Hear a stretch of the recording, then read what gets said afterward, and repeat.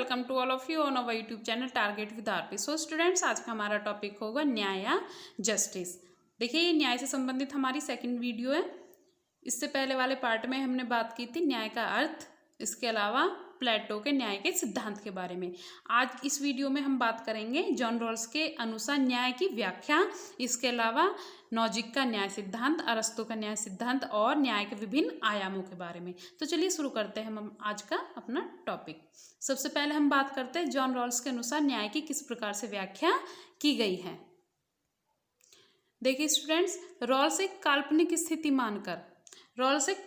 स्थिति मानकर यह दिखाने की कोशिश करते हैं कि ऐसे सिद्धांत किस प्रकार से सार्वभौमिक स्तर पर अपनाए जा सकते हैं, यानी इस प्रकार के सिद्धांत जो हैं उनको किस तरह से हम सार्वभौमिक स्तर पर अपना सकते हैं और इस तरह वे अंशतः नैतिक मुद्दों की ओर मुड़ जाते हैं। उन्होंने अज्ञान का पर्दा सिद्धांत दिया। देखिए, क्वेश्चन बन चुका है प्रीवियस ईयर में कि अज्ञान का पर्दा सिद्धांत किसने दिया? वो जॉन रॉल्स के द्वारा दिया गया है। उन्होंने अज्ञान का पर्दा सिद्धांत दिया जो यह सुनिश्चित करता है कि सामाजिक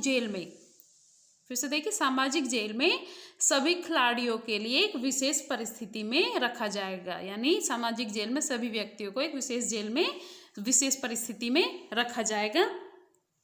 रॉल्स ने इसे मूल स्थिति कहा है। रॉल्स ने इसे क्या कहा है? मूल स्थिति।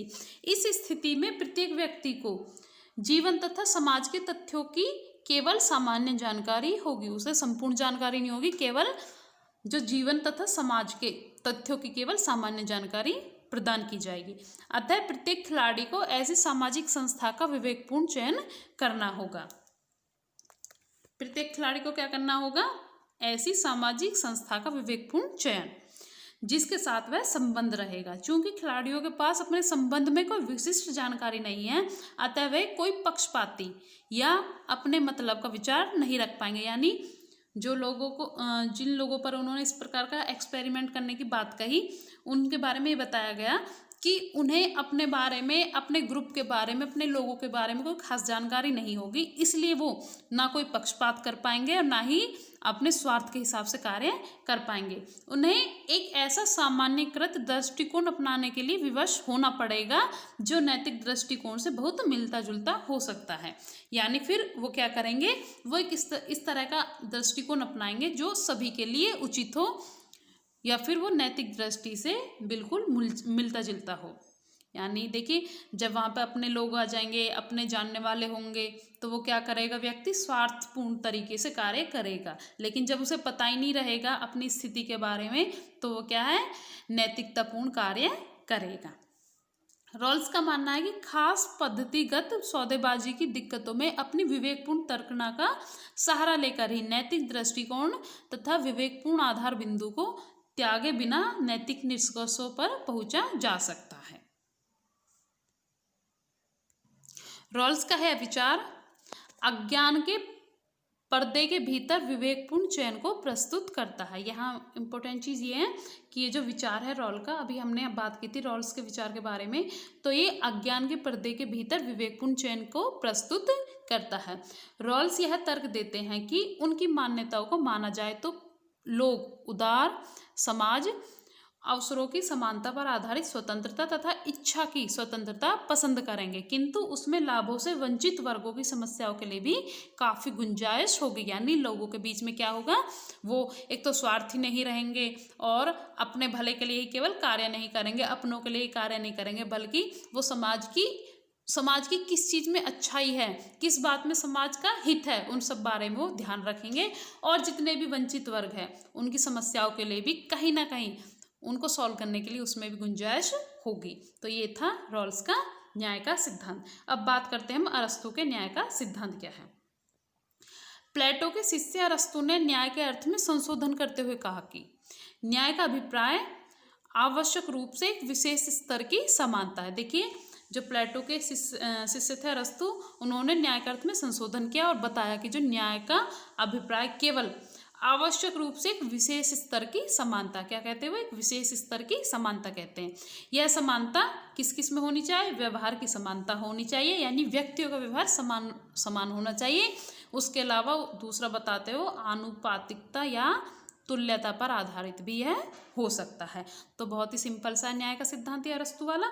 ये कहते हैं कि सबसे पहले न्याय के सिद्धांत में संशोधन करते हैं और उसे आवश्यक रूप से एक विशेष स्तर की समानता बताते हैं।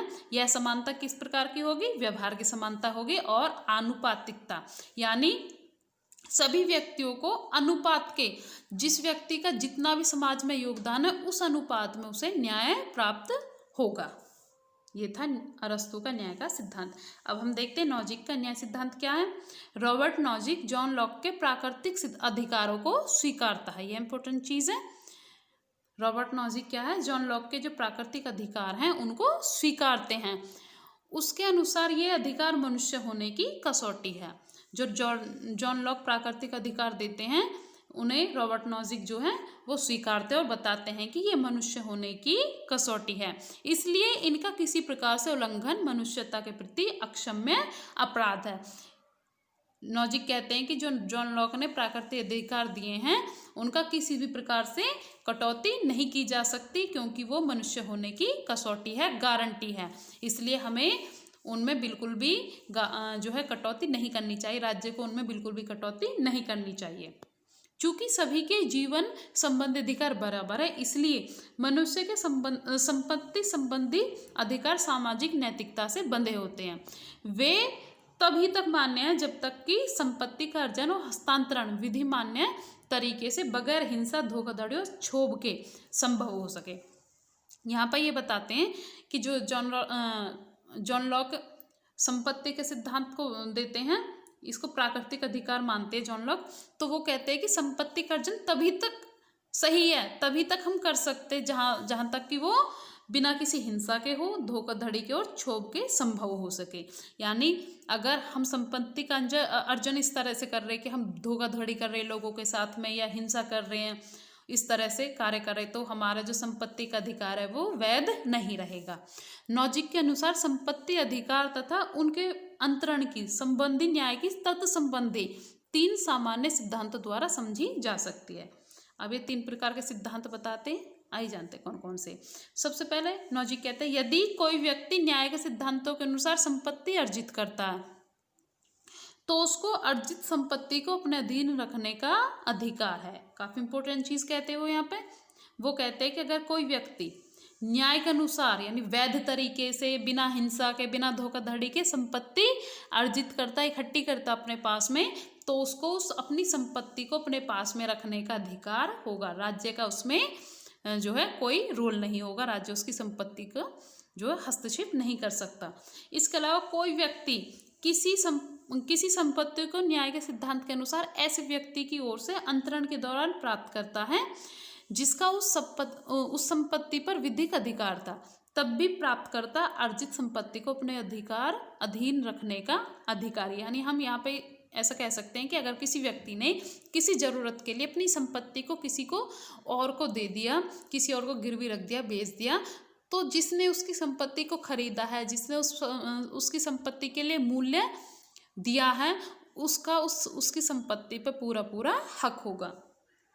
उपर्युक्त 2 प्रविधियों के अलावा किसी अन्य तरीके से अर्जित की गई संपत्ति अनाधिकृत कब्जे के भीतर मानी जाएगी।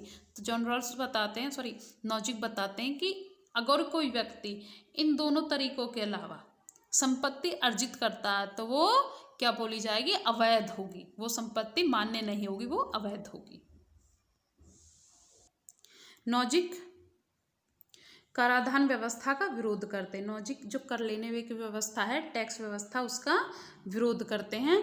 सरकार और प्रशासन द्वारा उसके पक्ष में दिए जाने वाले अनेक तर्कों के बावजूद वह इसे लागू रखने के लिए बिल्कुल भी तैयार नहीं था।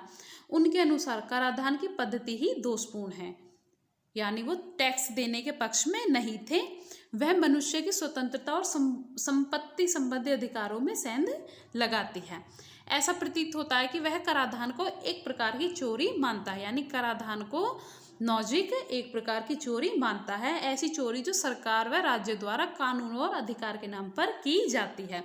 इस प्रकार से हम कह सकते हैं रॉबर्ट नॉजिक टैक्स वसूलने को गलत मानते हैं, अवैध मानते हैं और कहते हैं कि वो एक तरीके से चोरी है जो कि सरकार अधिकारों के नाम पर उनसे प्राप्त करती है। यह उनकी संपत्ति को कम करती है, उनकी संपत्ति में सेंध लगाती है और व्यक्ति की स्वतंत्रता पर भी आघात करती है। आगे नॉजिक बताते हैं, सरकार टैक्स वसूलने के लिए बल प्रयोग का सहारा ले सकती है। उसके अनुसार व्यक्ति के वैध संपत्ति अधिकार पर उसकी इच्छा के बिना हस्तक्षेप करने का अधिकार सरकार समेत किसी को भी नहीं है। यानी किसी व्यक्ति ने वैध तरीके से जो भी संपत्ति अधिकार अर्जित की है उस पर सरकार का भी नहीं और किसी और का भी बिल्कुल भी हक नहीं है, केवल उसी का उस पर हक होगा। ना उसकी संपत्ति पर किसी सरकार का हक होगा, ना राज्य का होगा, ना ही किसी अन्य व्यक्ति का। जो व्यक्ति ने वैध तरीके से संपत्ति अर्जित की है उस पर केवल उसका ही हक होगा। इस प्रकार से गरीबों के लिए निःशुल्क शिक्षा, स्वास्थ्य, परिवहन, भोजन, आवास आदि संबंधी कोई भी गतिविधि जो कराधान के नाम पर जनता से बलपूर्वक ऐंठी गई धनराशि द्वारा संचालित है, अवैध मानी जाएगी। अराजकतावादी नॉजिक का मानना था कि राज्य को अल्पाधिकार संपन्न होना चाहिए, यानी राज्य के पास में न्यूनतम अधिकार होने चाहिए, बहुत ही कम अधिकार होने चाहिए। उसका दायित्व नागरिक कल्याण के लिए बनाए गए विधान को लागू करना था। जैसे कि राज्य का क्या कार्य होना चाहिए नॉजिक के अनुसार, नॉजिक बताते राज्य को केवल जैसे डकैती, चोरी, धोखाधड़ी, लूट खसोट, मारपीट आदि मामलों में समाज की रक्षा करनी चाहिए। केवल जो राज्य के दायित्व है, राज्य की ड्यूटी केवल यहीं तक सीमित होनी चाहिए। उसे राज्य में डकैती, चोरी, धोखाधड़ी, लूट खसोट, मारपीट आदि मामलों में समाज की रक्षा करनी चाहिए, बस यहीं तक उसे लिमिटेड होना चाहिए। बाकी जितने भी ड्यूटीज है, जितने भी दायित्व है वो नागरिकों के ऊपर उसे छोड़ देने चाहिए, उनके विवेक के ऊपर उसे छोड़ देने चाहिए। इस तरह से हम कह सकते हैं जो रॉबर्ट नॉजिक हैं वो समाज में पूंजीवादी व्यवस्था को बल प्रदान करते, पूंजीवादी व्यवस्था का समर्थन करते हैं। अब आगे हम जानते हैं न्याय के विविध आयाम। न्याय के कौन कौन से आयाम होते हैं, आइए जानते हैं।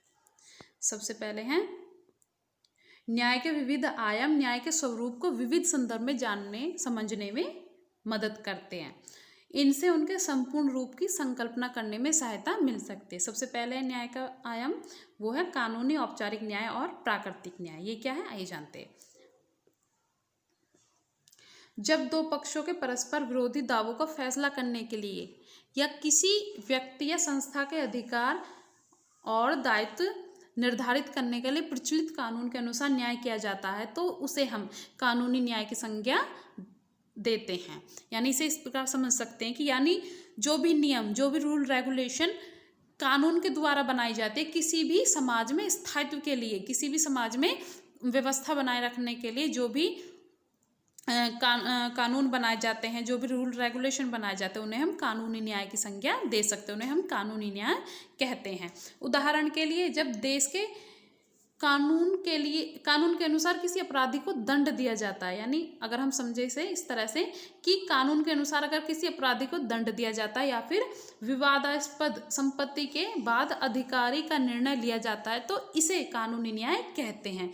यानी कानून के द्वारा अगर किसी व्यक्ति को दंड दिया जाए या फिर कोई संपत्ति का झगड़ा है आपस में लोगों का, उसका हल किया जाए तो इसे हम कानूनी न्याय कहेंगे। अंतर्राष्ट्रीय न्यायालय जब अंतर्राष्ट्रीय कानून के अनुसार कोई फैसला देता है तो भी वो कानूनी न्याय की श्रेणी में ही आता है। यानी जब कोई अंतर्राष्ट्रीय न्यायालय अंतर्राष्ट्रीय कानून के अनुसार न्याय करता है, कोई फैसला देता है, निर्णय देता है तो वो भी क्या हो जाएगा, वो कानूनी न्याय ही कहा जाएगा। कानूनी न्याय में कानून के प्रकट रूप को ही सबसे बड़ा प्रमाण माना जाता है। यानी कानून का कौन सा प्रकट रूप है, हमारे सामने कौन सा सबसे उचित रूप है, उसे ही सबसे बड़ा प्रूफ माना जाएगा, सबसे बड़ा प्रमाण माना जाएगा। और इससे निष्पक्ष भाव से लागू किया जाता है। इसे क्या है, निष्पक्ष भाव से इसे लागू किया जाता है बिना किसी पक्षपात के, इसलिए यह कानूनी न्याय की कोटि में आता है। परंतु न्याय की व्यवस्थाओं की सहायता से न्याय की सारी समस्याएं हल नहीं हो जाती। जहां कानून व न्याय स्पष्ट हो अस्पष्ट हो वहां पे न्यायाधीश प्राकृतिक न्याय का सहारा लेते हैं। कई बार क्या होता है, निर्णय देते समय जो न्यायाधीश होते हैं वो एक तरीके से हम कह सकते हैं चक्रव्यूह में फंस जाते हैं। उन्हें समझ में नहीं आता कि मतलब जो कानून है, कानून तो ये कह रहा है लेकिन वास्तविक तौर पर हम इस तरह का निर्णय नहीं दे सकते। तो ऐसे में न्यायाधीश प्राकृतिक न्याय का सहारा लेते हैं। प्राकृतिक न्याय का मुख्य सरोकार कानून के एक हिस्से से है, जहाँ किसी प्रश्न का उत्तर कानून को देना हो। वहाँ न्यायाधीश को अपने न्याय बोध का सहारा लेने की आशा की जाती है। यानी जब किसी टॉपिक पर, जब किसी निर्णय पर कानून पूरी तरह से मौन हो जाता है, कुछ कर नहीं पाता है, बंध जाता है, तो वहाँ पे जो जितने भी न्यायाधीश है वो अपने बोध का, अपनी समझ का, प्राकृतिक न्याय का सहारा लेते हैं। ऐसी हालत में कानूनों के पीछे छुपे हुए कानूनों की मान्यता प्रदान की जाती है। यानी कानूनों के भी पीछे कुछ कानून होते हैं, उनकी मान्यता इसमें छिपी हुई होती है, और उनसे जुड़े हुए सिद्धांतों को, जितने भी इनसे जुड़े हुए सिद्धांत हैं, उन्हें प्राकृतिक न्याय कहा जाता है। इसे प्राकृतिक न्याय इसलिए कहा जाता है क्योंकि इसकी प्रामाणिकता का स्रोत स्वयं प्रकृति करती है। यानी इसकी जो प्रामाणिकता है, इसे जो वैध बनाती है वो स्वयं प्रकृति बनाती है। इसमें विश्वास किया जाता है कि मनुष्य प्रकृति से ही विवेकशील प्राणी है। अतः विवेक बुद्धि का प्रयोग करके जो निष्कर्ष निकाले जाते हैं, प्राकृतिक न्याय का आधार यह है, क्योंकि प्रकृति सभी जगह एक जैसी है। ऐसा नहीं है कि प्रकृति यहाँ पे कुछ हो रहा है, वहाँ पे कुछ हो रहा है, यहाँ पे चोरी करना अच्छा है और वहाँ पे बुरा है, ऐसा नहीं है। ये प्रकृति सभी जगह एक सी है। हर जगह, हर धर्म में झूठ बोलना पाप है। तो इस तरह से हम यहाँ पे प्राकृतिक न्याय का सहारा ले सकते हैं। इसलिए क्या है, प्राकृतिक न्याय के नियम विश्वजीन है, यानी यूनिवर्सल है, ये सभी जगह समान है, सभी जगह सेम है। अब आगे इसमें H.G. मार्शल ने, ये H.C. मार्शल है, इनकी फेमस पुस्तक है नेचुरल जस्टिस। नेचुरल जस्टिस इनकी फेमस पुस्तक है, यानी प्राकृतिक न्याय, जो कि इनकी पुस्तक आई थी 1959 में। इसके अंतर्गत स्पष्ट किया है, वर्तमान युग में प्राकृतिक न्याय शब्दावली का प्रयोग सीमित अर्थ में होता है। इस अर्थ में वह न्यायिक प्रक्रिया के कुछ नियमों का संकेत देती है। मार्शल ने प्राकृतिक न्याय के 2 मूल तत्वों का उल्लेख किया है। कौन कौन से, आइए देखते। सबसे पहले, कोई व्यक्ति स्वयं अपने मामले का न्यायाधीश नहीं होगा। ऐसा नहीं है किसी ने व्यक्ति ने कोई जुर्म किया, कोई अपराध किया और वो कहने लगे कि नहीं मैंने बिल्कुल ठीक किया, बढ़िया किया, तो वो ऐसा नहीं है, वो अपने मामले का न्यायाधीश नहीं होगा। उसे यह हक नहीं होगा कि वो अपने मामले का न्यायाधीश बन जाए, अपने आप का खुद का जज बन जाए। इसके अलावा दोनों पक्षों की सुनवाई अवश्य की जाएगी। ऐसा नहीं है कि जो है एक ही पक्ष के सुनकर, एक ही पक्ष की सुनवाई करके हम फैसला सुना दे, बल्कि दोनों पक्षों की सुनवाई आवश्यक है।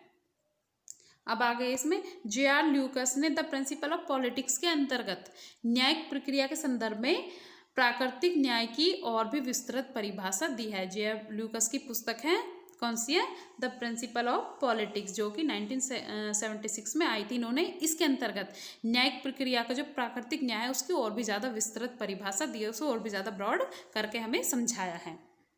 इसमें इन्होंने बताया कि प्राकृतिक न्याय के नियम यह मांग करते हैं कि कोई व्यक्ति स्वयं अपने मामले का न्यायाधीश नहीं होगा। न्यायाधीश प्रस्तुत मामले का पूरा विचार करेगा और न्यायाधीश किसी निर्णय पर पहुंचते समय सारे अप्रासंगिक बातों को अपने मन से निकाल देगा। यानी अगर किसी न्यायाधीश के मन में कोई पूर्वाग्रह है,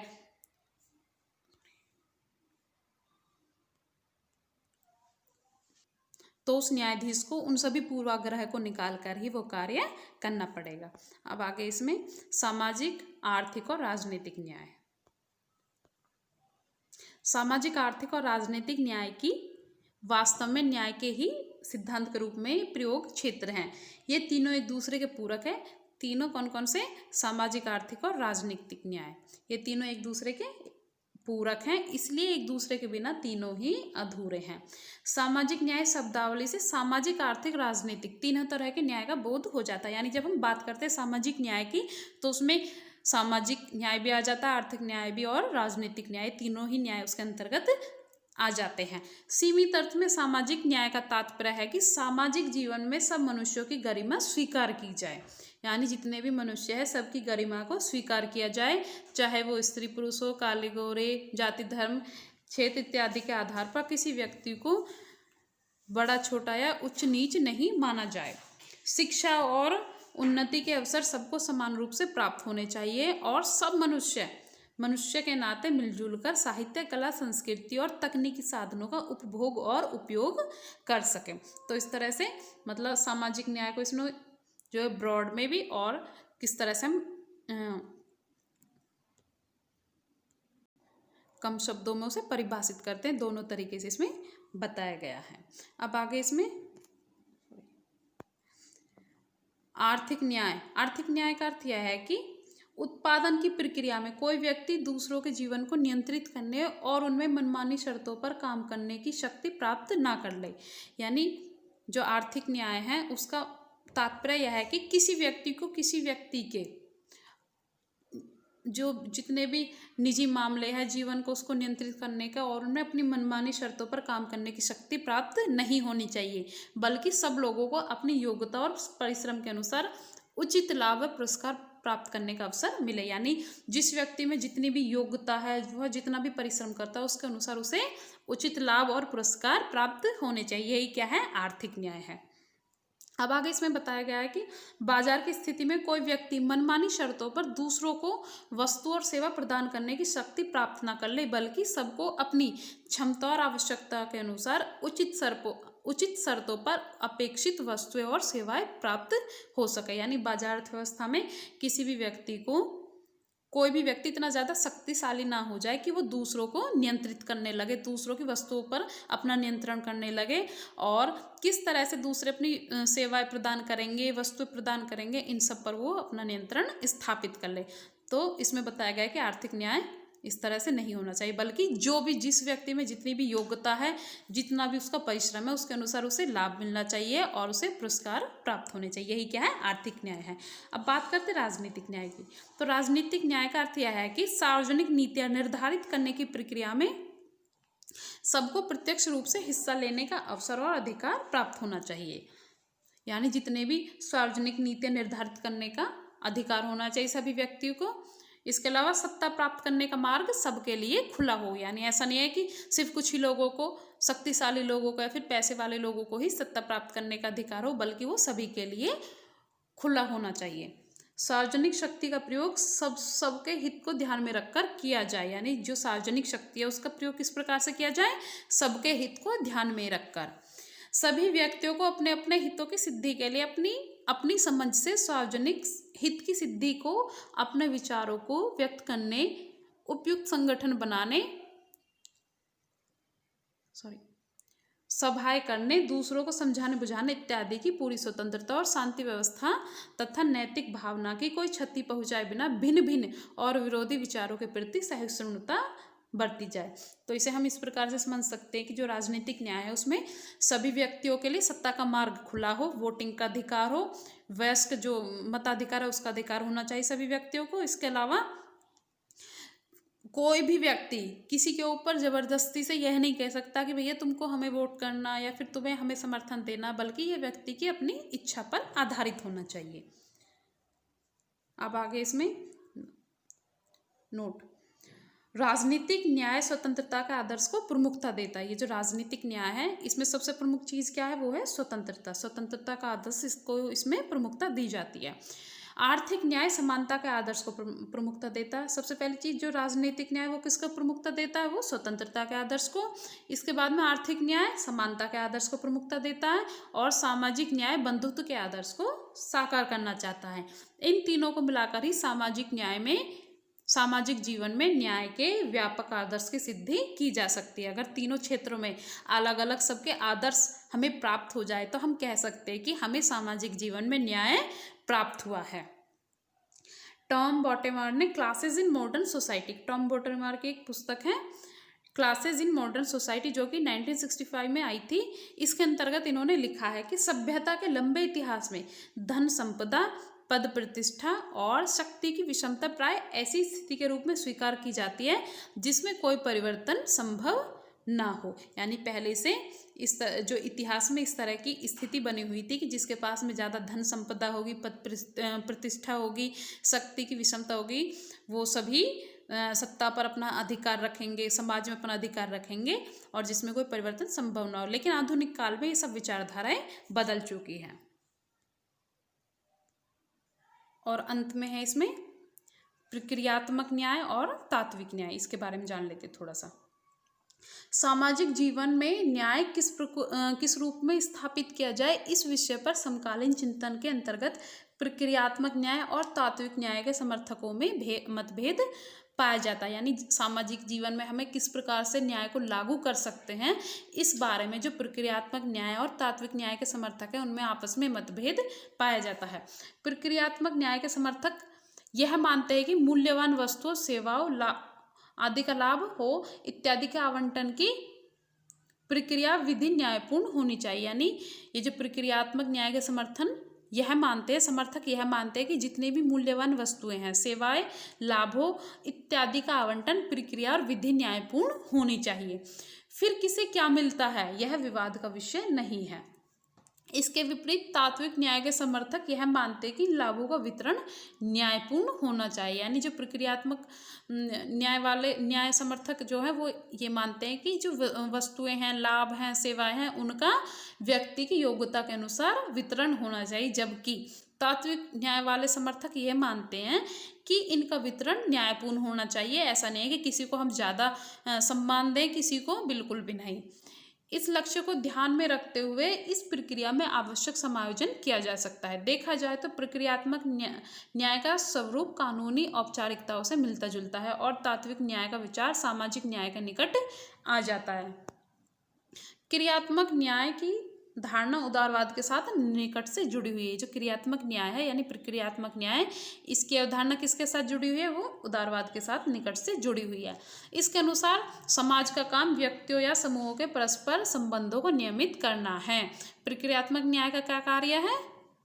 इनके समर्थकों के अनुसार न्याय का काम व्यक्तियों या समूहों के परस्पर संबंधों को नियमित करना है। अतः इसके अंतर्गत व्यक्तियों की स्वतंत्रता और समानता के आधार पर उपयुक्त नियम निर्धारित कर देने चाहिए जो सभी व्यक्तियों पर समान रूप से लागू हो। दूसरे शब्दों में हम कह सकते हैं कि व्यक्तियों के परस्पर संबंध अनुबंधों की स्वतंत्रता पर आधारित होने चाहिए। यानी व्यक्तियों के जो संबंध हैं वो किस प्रकार जो आधारित होने चाहिए? वो अनुबंधों की स्वतंत्रता पर आधारित होने चाहिए। राज्य का कार्य यह देखना है कि कोई व्यक्ति या वर्ग छल से दूसरे व्यक्ति या वर्ग को हानि तो नहीं पहुंचा रहा है। इसमें बताया गया कि राज्य का कार्य जो होगा वो ये देखना होगा कहीं एक व्यक्ति दूसरे को हानि तो नहीं पहुंचा रहा, दूसरे के साथ में छल तो नहीं कर रहा, ये सब चीजें। अब देखते हैं प्रक्रियात्मक न्याय के प्रवर्तकों में कौन कौन है। इसके समर्थकों में प्रक्रियात्मक न्याय के में वो है हर्बर्ट स्पेंसर, मिल्टन फ्रीडमैन और रॉबर्ट नॉजिक। इनका नाम विशेष रूप से उल्लेखनीय है। फिर से देखते हैं हर्बर्ट स्पेंसर, मिल्टन फ्रीडमैन और रॉबर्ट नॉजिक, जो कि कहते हैं कि व्यक्ति को उसकी योग्यता के अनुसार समाज में न्याय प्राप्त होना चाहिए। इसके अलावा जॉन रॉल्स ने प्रक्रियात्मक न्याय की सामाजिक न्याय के सिद्धांत के साथ मिलाकर न्याय का विस्तृत सिद्धांत स्थापित करने का प्रयास क्या है। अब आगे इसमें डेविड मिलर ने अपनी विख्यात कृति, इनकी बहुत फेमस पुस्तक है डेविड मिलर की, ये है सोशल जस्टिस। कई बार एग्जाम में पूछी जा चुकी है। सोशल जस्टिस यानी सामाजिक न्याय, जो कि 1976 में आई थी। इसके अंतर्गत 3 ऐसे मापदंडों का विवरण दिया है जिनके आधार पर विभिन्न विचारक न्याय की समस्या का समाधान ढूंढते हैं। कौन कौन से नियम है देखते हैं। पहला नियम, स्वीकृत अधिकारों का संरक्षण। यह श्रेणी तंत्र व्यवस्था को जन्म देता है। क्या है ये? श्रेणी तंत्र व्यवस्था को जन्म देता है। और इसके प्रवर्तक कौन है? इसके प्रवर्तक है डेविड ह्यूम। कौन है? David Hume. दूसरा नियम, योग्यता के अनुरूप वितरण है। पहला क्या है? अधिकारों का संरक्षण है। दूसरा योग्यता के अनुरूप वितरण है। यह प्रतिस्पर्धात्मक बाजार की व्यवस्था का पोषक है। यानी इसमें बाजार में प्रतिस्पर्धा बनी रहती है। इसका प्रमुख प्रवर्तक यानी समर्थक कौन है? हर्बर्ट स्पेंसर, जो कि प्रतिस्पर्धात्मक बाजार का समर्थन करते हैं। अब आगे इसमें तीसरा नियम, आवश्यकता के अनुरूप वितरण है। यानी जिस व्यक्ति को जितनी आवश्यकता हो उसे उतना न्याय प्राप्त होना आवश्यक है, जो समाख्यवादी समुदाय को बढ़ावा देता है। और आवश्यकता के अनुरूप वितरण का जो प्रवर्तक समर्थक कौन है? वो पीटर क्रोपोक्टिन है। ओके, तो ये हो गए हमारे तीनों नियम। अब इससे संबंधित हम अभ्यास प्रश्न कर लेते हैं। प्रश्न 1, न्याय की परंपरागत विचारधारा के अनुसार न्याय का अर्थ है शक्तिशाली का हित साधन, सत्य बोलना तथा अपना ऋण चुकाना, सद्गुणों के द्वारा न्याय, या राजनीतिक गतिविधियों की पूर्णता। तो इसका सही आंसर क्या होगा? वो होगा आंसर 2, सत्य बोलना तथा अपना ऋण चुकाना ही न्याय है। ये परंपरागत विचारधारा ऐसा मानती है। अब आगे इसमें प्रश्न 2, अरस्तु ने न्याय के किस रूप को स्वीकार किया है? अरस्तु ने न्याय के कौन से रूप को स्वीकार किया है? वो है वितरणात्मक न्याय, और सुधारात्मक न्याय, यानी ऑप्शन 3 जो है वो करेक्ट है बिल्कुल, ए और बी दोनों। तो फ्रेंड्स आज का हमारा टॉपिक यहीं पे खत्म होता है। उम्मीद है कि आपको अच्छे से समझ में आया होगा, पसंद आया होगा। अगर आपको इस लेक्चर से बिल्कुल भी हेल्प नहीं है तो प्लीज़ हमारे लेक्चर को ज़्यादा से ज़्यादा शेयर करें, हमारे चैनल को सब्सक्राइब करें और लाइक कीजिए। Thank you so much.